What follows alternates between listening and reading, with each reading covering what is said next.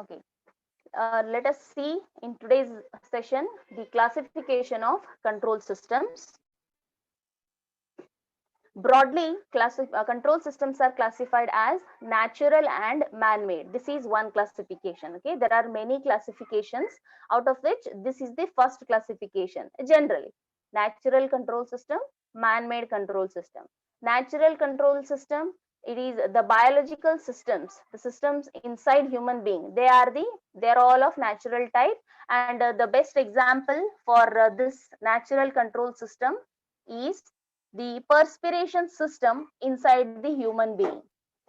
This is one good example for natural control system.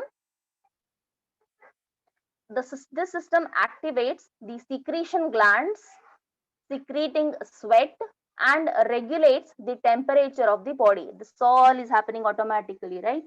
You're not doing anything, you're not controlling this. And man-made control systems, what all till now, the examples, what all we have seen, all are man-made control systems, be it open loop, be it closed loop, missile launching, then paper reeling, chemical batch process, anything, traffic light, fans switch on and off, light switch on and off, everything is man-made. So this is first classification, natural and man-made. Moving to the second classification,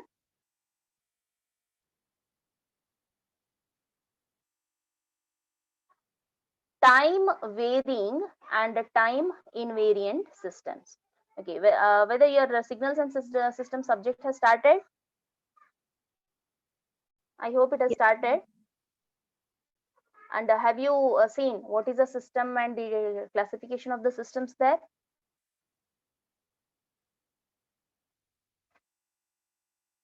Whether classification of systems is dealt there?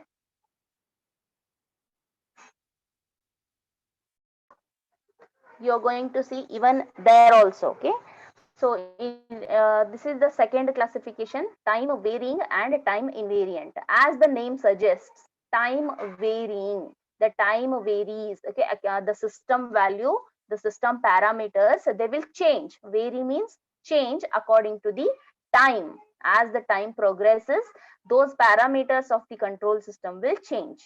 And the time invariant, they will not change, they will be constant. The parameters of the control systems, they will remain constant irrespective of the whether the time increases or changes. Okay, time varying control systems, they are those in which parameters of the system, they are varying with respect to the time. Okay, they are not dependent on input and output functions, whether they are dependent on time or not. Just that with respect to the time, as the time progresses, as the time changes, the parameters of the systems will change. This is the condition for time varying systems. Examples for time varying systems are space vehicle whose mass, whose weight decreases with the time. As the time progresses, the space vehicle, okay, which will be launched, its mass will decrease. Okay, irrespective of whatever may be the phenomenon occurring inside, whatever may be that particular space vehicle is doing the work, irrespective of that, as the time progresses, its mass will decrease. Okay, as it leaves the earth. This is one of the examples for time varying system. And what is the time invariant? Let's see.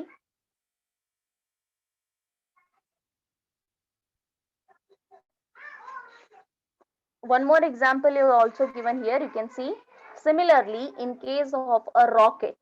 Okay, aerodynamic damping, it can change with time as the air density changes with altitude. As you go up, okay, air density will change, right? Air will become lighter and lighter. As density will change, density is, I think, mass by volume. So obviously mass will change. And let us see what is time invariant system. So obviously the reverse, the vice versa definition we can take, the control systems in which the parameters of the system, whatever may be the controlling parameters, they won't change with respect to time. Okay, they will not change. Whatever may be the criteria, they will not change. They are independent of the time. The parameters of the control system, they are independent of the time. Example for time invariant systems, you can take, you have done many experiments in your laboratories. ED lab you have done in the previous semester. In those you have done many, I think, rectifiers, then amplifier, oscillators, filter circuits, for which you have used some of the passive components, resistance values, capacitance values, inductor.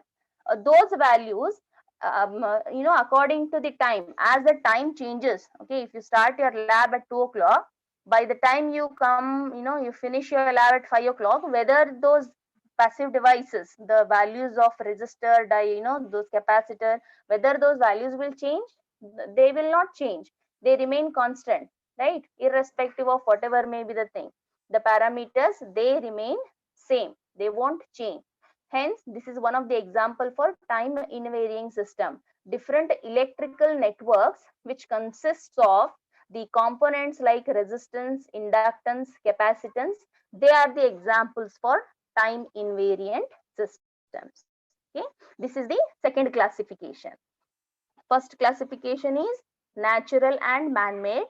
Second classification, time varying and time invariant systems.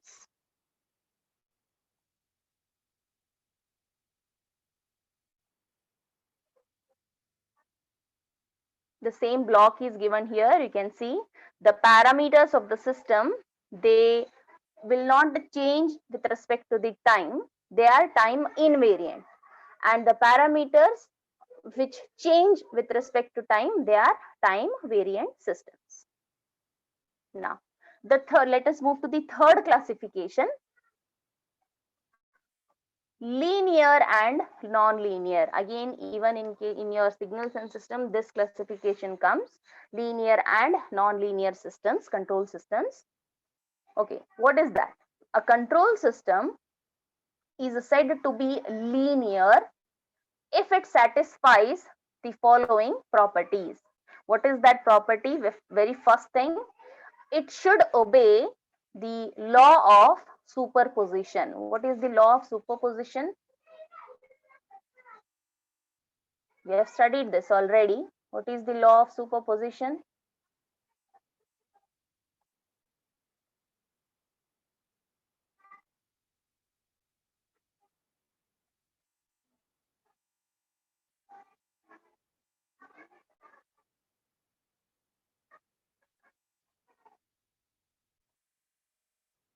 Yes, Miss Kapila, what is law of superposition?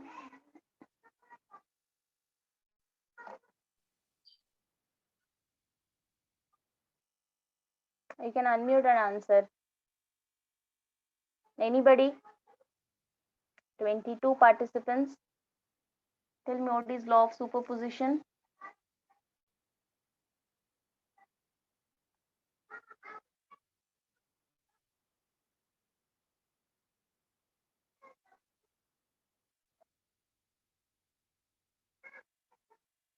You can even read it on the screen. We'll at least get the idea. Now it's clearly visible. You can read it.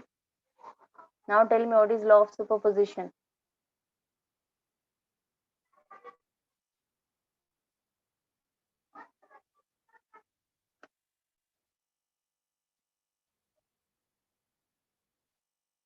Farah?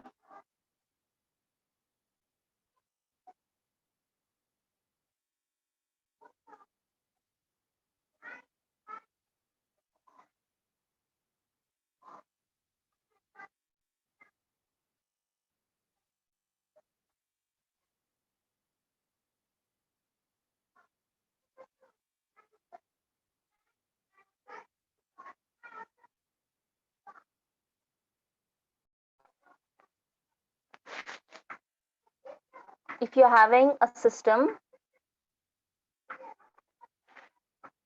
net response caused by two or more stimulus. Sumaya has answered net response, the overall response caused by two or more stimulus. Okay, you have written it, but it is very jumbled. The answer is not clear. It well tried. Suppose you are having a system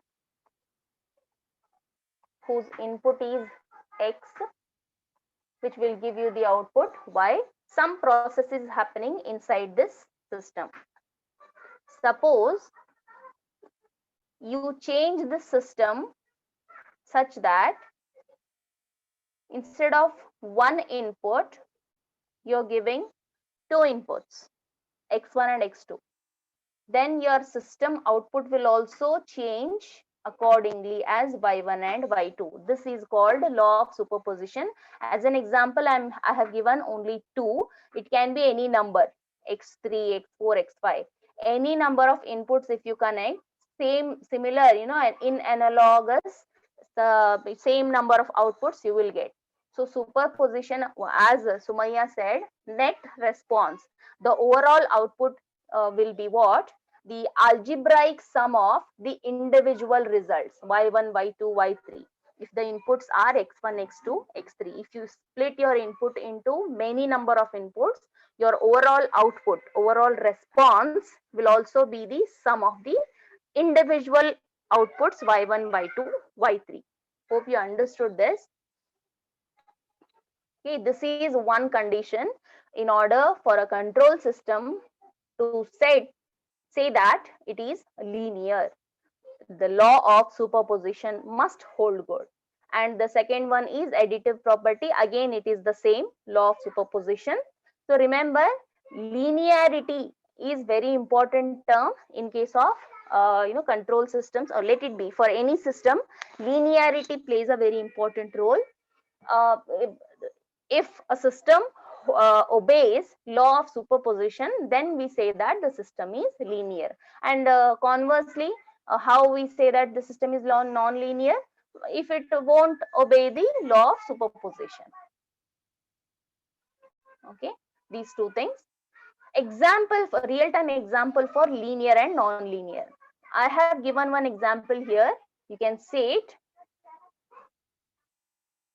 There is one circuit. It has got resistors. Okay, you are applying the input, resistances are available, current is flowing. If you are okay, how will you analyze the circuit? You'll go to your laboratories, you take two resistances according to the design, you connect the input. Okay, current will be flowing. So for what input, what will be the flow for these different types of resistors R1 and R2? You will tabulate, right? You make a table, V and I. You will note down the readings and you try to draw the graph. So when you try to draw the graph looks like this. So this is linear. Okay, what is the slope of this? What is the slope of this line?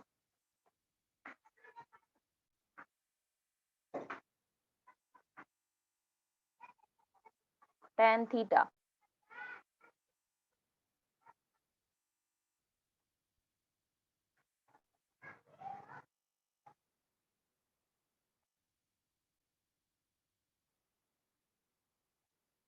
If this is the triangle, tan theta.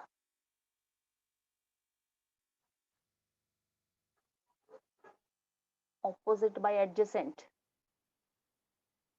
Say this is x, this is y, x by y. X by y will give you the slope which is equal to 1. Okay, so for linearity, this is one real-time example.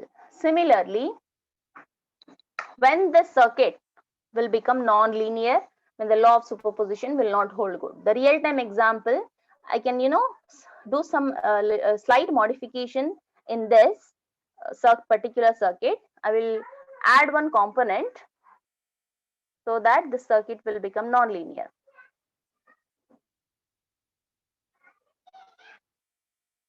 Okay, we can see here, this is the example for non-linear. What change has been done? There is a resistor and there is a supply. Current is flowing. Instead of one more resistor, I have used diode as a component because diode is a non-linear device, right? You have studied this.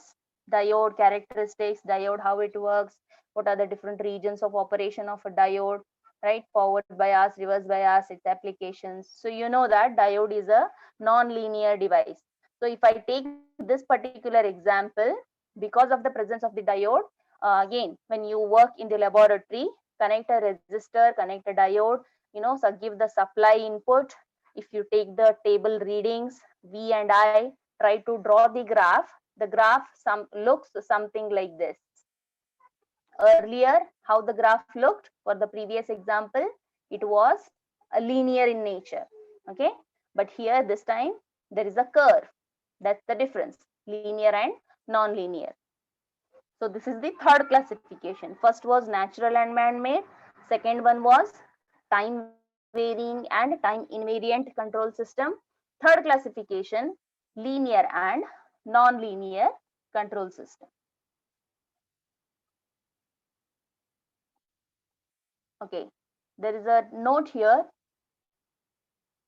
In practice, it is difficult to find a perfectly linear system. Most of the physical systems are non-linear in nature.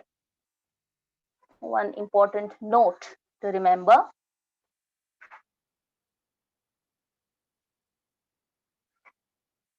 Now, the next one, continuous time and discrete time control systems. So again, this classification, even you might have seen or you might have seen in signals and system as a signal part, continuous time signal and discrete time signal. Okay, so in case of continuous time control system, whatever the system variables, the parameters are there, they are all the functions of continuous time t. So variable is t. They are all the functions of time t. Example for continuous time control system is the speed control of DC motor. That is one of the example. I think you have done some of the experiments in your electrical engineering laboratory. So if you remember how you control the speed of a motor. So this is one of the example for continuous time control systems. And in converse with this, so what is a discrete time control system? So in case of discrete time control system, the parameters, the variables, they are all the functions of time, but not t. Only the time is described at some particular time intervals, that is discrete time n. I think in signals you use this symbol t and n. So whatever variables are there in the control system, their values are known or their values are defined only at some time, only at some specific time intervals, not all 0.001, 0.00, no, not at all times. Only at particular time the value will be described. Example for discrete time is, the best example is the microprocessor or computer based systems. Okay, in generally they have given. So this is the fourth classification, continuous time and discrete time systems.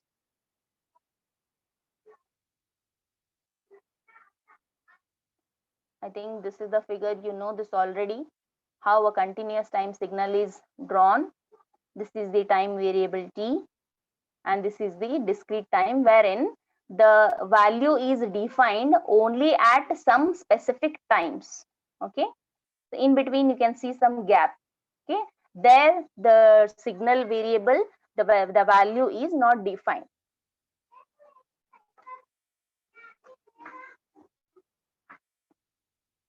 Okay, the next one is the next classification. deterministic and stochastic control system. I think in your signals and system you use deterministic and random. Okay, the value random you use here, the value, the name is stochastic. So a control system, it is said to be deterministic when you can predict the behavior of the system.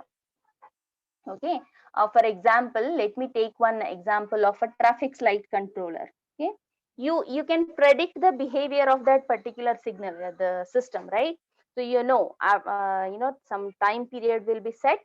After that time period, it reaches to, decrements, it reaches to zero. You know that the color of the light will change. So you can describe, you can predict the behavior of the system.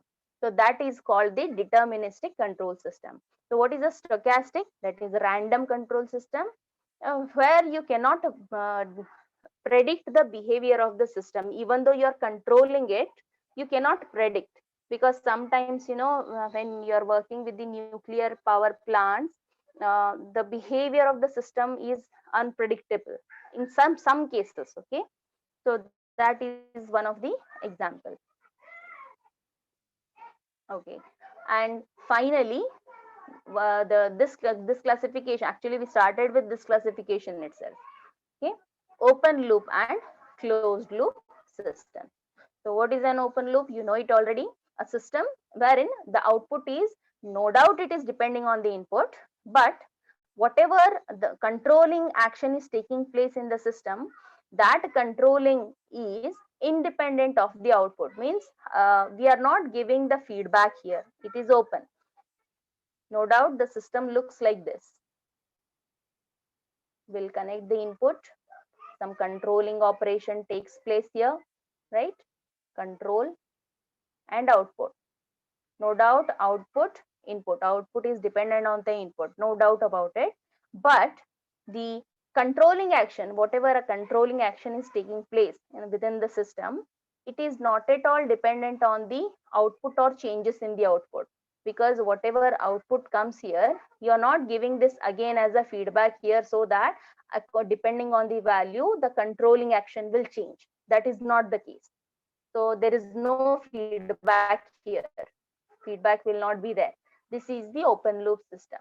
What are the advantages of open loop system? You should know it.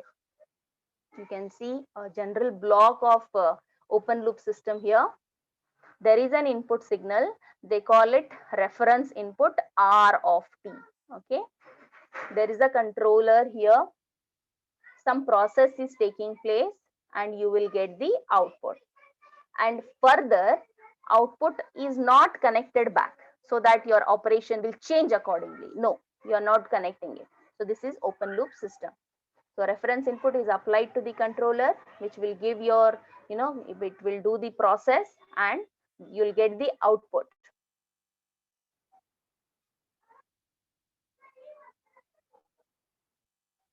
What are the advantages of open loop system?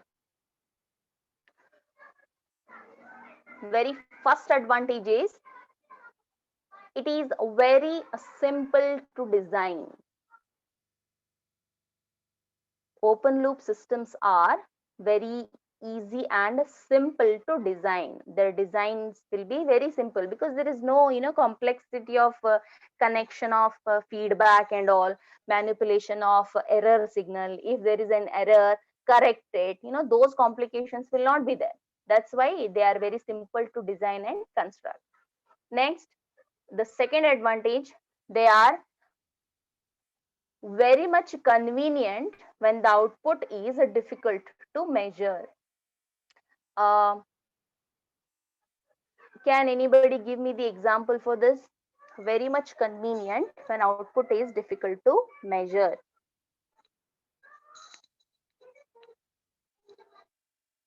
Again, you can take the example of this traffic light controller itself. They are very convenient to use. Okay, you'll set certain target. Depending upon that, timer will get decremented and the colors of the the lights will change. That's a very simple to design. And even uh, you can make this traffic light controller closed loop also. How? In probably in some of the abroad countries, you can find this automatic traffic light controller system, wherein depending upon the density of the traffic, अगर peak hours बोल के रहता है, say morning 9 o'clock, it's a peak hour wherein everybody will rush to their work. So during those peak hours, obviously density of the traffic will be more. During that time, you cannot be delaying the timer, say 100 seconds, 150 seconds. Very short span में आपको traffic को control करना रहता है. So during that time, you have to adjust that timer value. Okay. So depending on the density of the traffic, the things gets adjusted. जो 100 second या 115 seconds का timer रहेगा, it will reduce to say 60 seconds, so that जितना traffic आगे जाएगा उतना again रुक जाएगा. But again, if the density is changed, if there is a lower traffic, then those timer value may change accordingly. So that is one example. Now, open loop systems, they are easy even for maintenance also. Okay. And they are not troubled with the problems of stability. Stability, you will study this parameter, then you will understand what is a stable system. Okay. So obviously with these advantages, they'll be having certain disadvantages also. So what is the first disadvantage? The open loop systems, they are inaccurate and unreliable. You cannot predict the accuracy of such systems. That is one important disadvantage. They may give you inaccurate results depending upon the external environment, right? Environmental climatic changes अगर हो जाएंगे तो sensing में अगर कुछ problem हो गया, then system ka accuracy it won't be correct. The system accuracy will not be there. So it may happen that such systems will give you inaccurate results if there are variations in the external atmosphere. Okay. And also they cannot sense the internal disturbances in the system. Within the system, controller के बाद जो भी process होता है, अगर वहां पे कुछ भी ट्रबल है, यानी डिस्टर्बेंसेस है, so they cannot sense it because there is a one way connection. Okay? Input, controller, some processing, and then you get the output. That's it. अगर कुछ ट्रबल है, कुछ if anything malfunctioning is happening within the system, it cannot be identified. Okay? And then to maintain the quality and accuracy, frequent calibration of the controller is necessary. That's what. Time to time, you need to calibrate, you need to check out for correct operation of the system. So overall, because no doubt it is very simple and easy to construct and design, it has got certain disadvantages also, because of which we go for closed loop systems. So what is the difference? Closed loop systems, it will be having a feedback. So why you go for feedback? In between, if at all you want to control your output, through this you can do that. This is your input, this is your output. Some part of the output or the output calculated, it is given for reference at the input side, wherein the detector, error detector, will calculate for existence of error signal. Okay, if there is an error, then that particular error has to be corrected. This is the closed loop system I am talking about. Some of the real-time applications we have already seen, some of the examples for open loop and closed loop. No need to again go back. Okay, so what is a closed loop system? A system in which the controlling action is dependent upon the output and changes in the output. That is the closed loop system. And even examples, a lot of examples we have seen in the closed loop system. missile launching, tank level controlling, chemical batch process, all those automatic controls, everything they come under closed loop. Servo mechanism, what we have studied, they all come under closed loop system. Okay, there is a work for you. You need to list the differences between open loop and closed loop system. So this is one work. In today's session, I'm going to give you differences, list out the differences between open loop and closed loop system.